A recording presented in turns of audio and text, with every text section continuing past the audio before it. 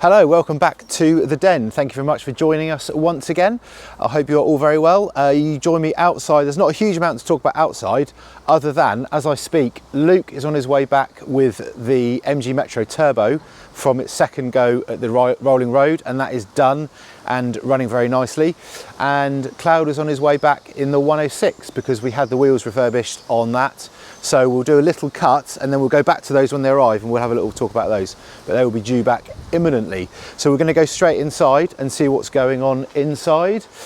We have Caroline's car here, who's doing some work for us.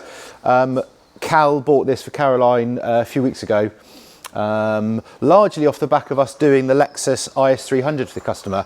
He sort of got the Lexus bug and found this, which is the later version, and it's a 350.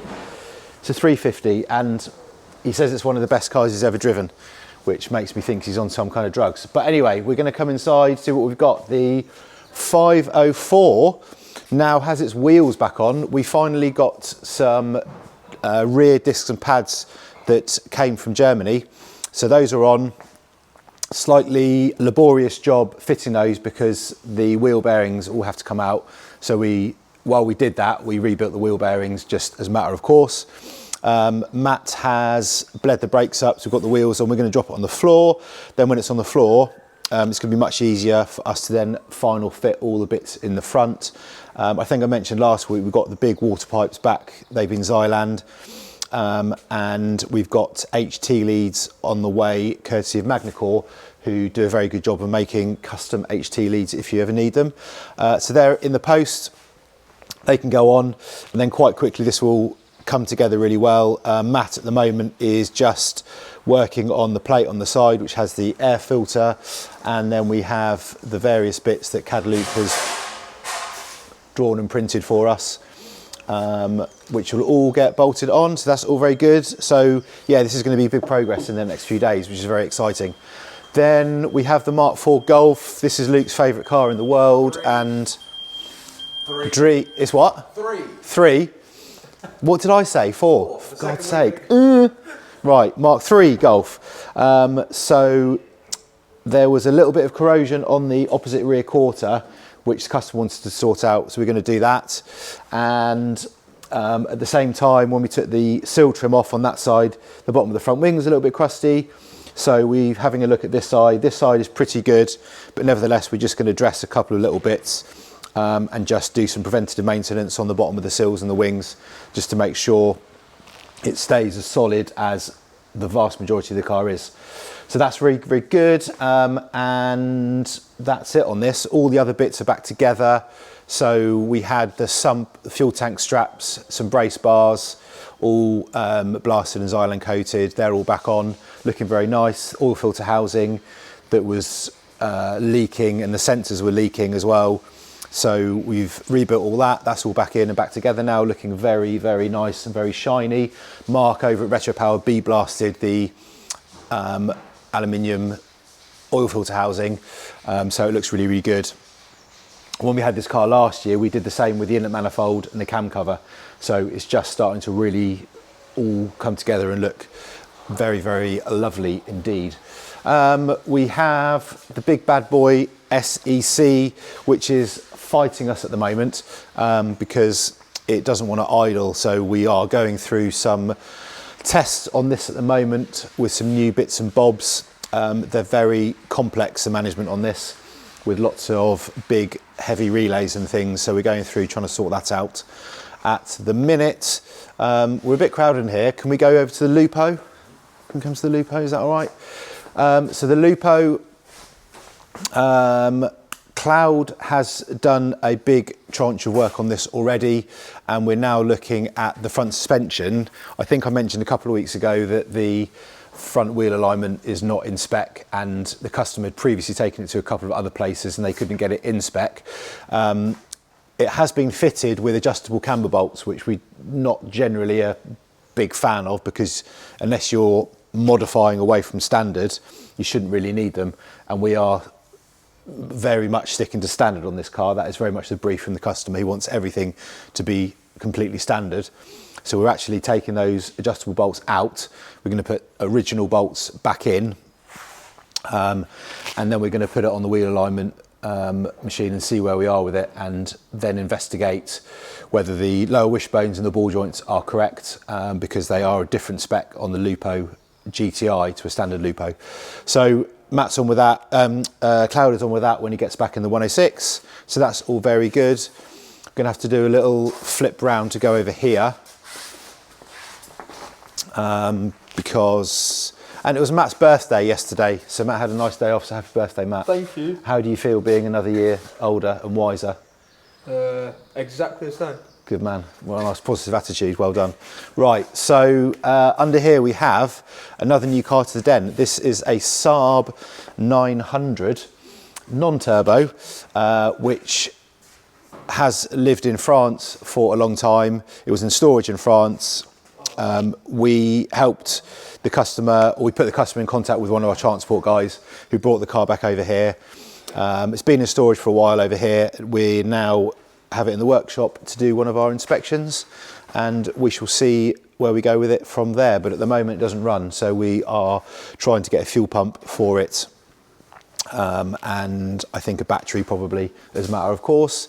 And then we can get that fired up and do one of our inspections, go over the whole car, see what state it's in, go back to the customer, see what he wants to do with it, and progress from there. The 2002 automatic, I'm going to move over here just because I can. The 2002 automatic, I did a load of work on this on Saturday.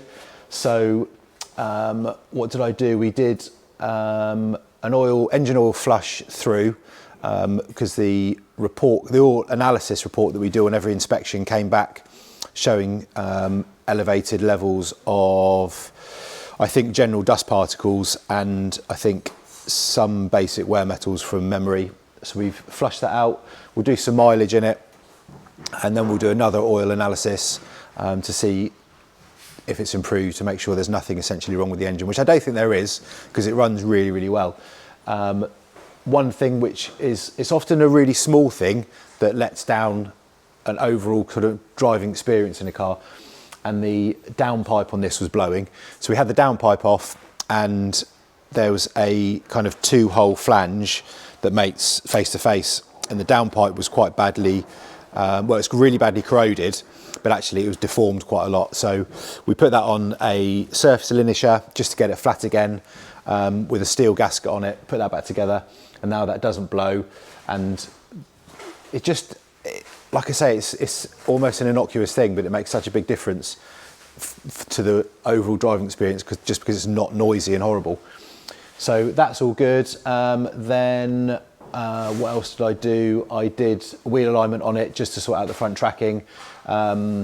Nothing else is adjustable on these. The back end on these, the axle is very similar to kind of E30 BMW as well, but this is all fixed on the rear. There's no adjusters on it, so it's not a million miles out of spec, and for how the customer uses the car, it's perfectly acceptable. So we did the tracking on the front. Then we've got a new carburettor for it because it runs very, very rich, and the enrichment screw basically does nothing. And also it's got a manual choke, so we're going to go to an automatic choke on it as well, just for ease of use for the driver. So yeah, that's very good. We've got those bits in stock now, so I'll be able to get on those in the next few days and get that all sorted out. And once the carburettor is on, we can set it on the gas analyzer so it's roughly right, but we'll almost certainly send it down to our rolling road, who will be able to just put it on their dyno, and they're very old school with carburetors, which is great. So it will help set it up very nicely, and also in conjunction obviously with the ignition timing as well, to make sure that's all good. So that's the 2002 Auto. I think that's basically it for now. It's quite quiet because Luke's not here. Shh, don't tell him I said that. But no, Luke, like I say, Luke's out getting the Metro, so we'll do a little cut back to the Metro and we'll talk about the Metro. And we'll hear from Luke to see what he thinks about driving the Metro back, because the mileage on it that we're doing on it at the moment is the first mileage that car's really done since, oh my goodness me, was it the 90s? I think early 90s, when it was parked in a garage and then not used. So yeah, it'll be very interesting to see Luke's reaction when he gets back, so we'll cut to that in a minute. Otherwise, have yourselves a very lovely week. Thank you very much for joining us. Please do leave your comments. Always look through the comments and read the comments. So very much appreciated, and we'll see you next time. So as promised, the 106 has just come back from having the wheels done. He's done down at AWR, who do all our wheels down in Coventry. These are the funny alloys of this kind of era of Peugeot where they have no centre hole, but not a problem for AWR, they can still balance them up. So these are just done in the OE silver, and as well as all four wheels on the car, we've done the spare, which lives on the outside of the car on these, so it's a bit crusty. So we've done that one as well. So a lot of the mechanical work is now done on this. So the little drive down to the wheel refurbishers is a nice little road test. Cloud came back with a massive smile on his face. And next up, cosmetics on the engine, and then Chris is going to be detailing this. So it will come up absolutely fantastically, especially with the wheels. Always really finishes off the car really well after detailing, having those fresh wheels. We're going to go and have a little look at the Metro, because Lukey over here drove the Metro back from the dyno and came back looking very excited, like it was all his Christmases come at once. And Luke, you drove it back. How was that drive? It was entertaining. It was entertaining. It's you forget how slow the stuff was back then, and the gearing, and you just forget. And it's like even something as simple as 4-speed box. It's like it's you just generally forget. Yeah. And we're going back to the times as well where when you had a turbo, you didn't get an intercooler from factory. No, you know, it's like back in the day where if you had an intercooler, they plastered it all down the side. Yeah, intercooled. It's like, okay. So, but no, it was nice. It was raw. I loved it here in the turbo.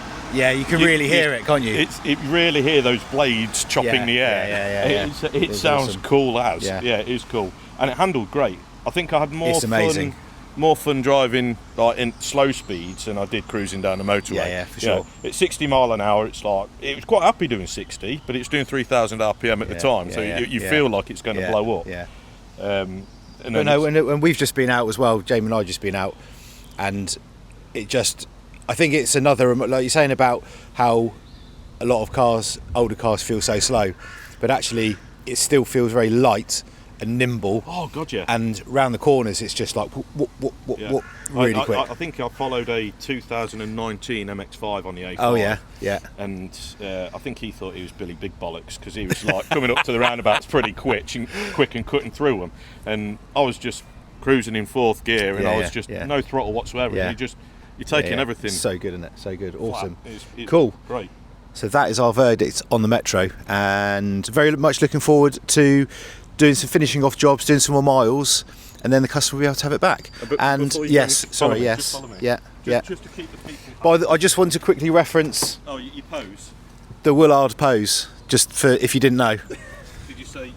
Yes. Well hard. Your well hard pose. Anyway. Okay. If you like, yes. Just for some of the viewers. Yes.